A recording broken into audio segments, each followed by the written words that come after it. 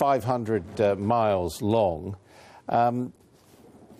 Are the Turks serious about policing it, or is it just very easy to cross? Well, I think they're more determined than they used to be, but it's still rather porous. It's such a long border, and there's not that many people there. And there are not all that many Turks there. They're mainly Kurds who live down there. I mean, I suppose you could build a fence. You could build a fence, but you need, you know, good intelligence and a lot of competent people to man the fence. Well, let's look at just where yesterday's explosion happened in the town of Suruk, and I do apologise for my my Turkish pronunciation there, right by Kobani, which we've heard. 32 people died or were injured at a rally supporting the reconstruction of the town of Kobani in Syria, where there was heavy fighting recently between IS and Kurdish fighters. And Turkey's Prime Minister Davutoglu has promised to struggle and stop ISIS. But is Turkey really serious about that? There's a problem here because the real #1 enemy of Erdogan and Davutoglu, the Prime Minister, are the Kurds themselves getting autonomy in northern Syria. That's the #1 fear. The #2 fear is Assad sticking around. And it's only #3 that they're really fighting ISIS. And until ISIS becomes their #1 priority, are we really going to have any progress? I mean, in a sense, that raises the question, if they're more concerned about those other threats than ISIS, what would be the logic for ISIS bringing the fight into Turkey?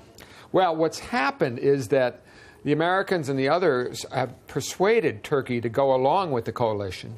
And one could argue this is retaliation by ISIS. You're starting to crack down on us, we're going to hit you. And I think Turkey is starting to realize that ISIS is very dangerous. So they're making adjustments in the last couple of weeks. They're starting to crack down on the recruiters in Istanbul and Ankara.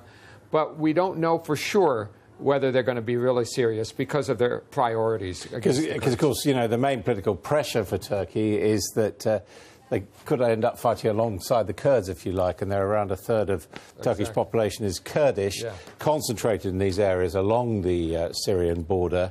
And those are the ones who make up the fighters. But as we know, in discussing alliances against IS, the problem is that arm the Kurds, and the Turks think the weapons might be turned on them. That's true, and they're really worried about any kind of autonomy or independence in that northern Syria area where Kobani is situated, because that would, you know, encourage those in the Kurdish areas of Turkey to demand autonomy from Turkey. So they're, you know, they're in a tough position. Now, we talked about the problem of IS coming across the border into Turkey, but of course the other problem is people who want to join IS travelling into Syria. And in June, the 3 girls from Bradford crossed the border between these two towns here.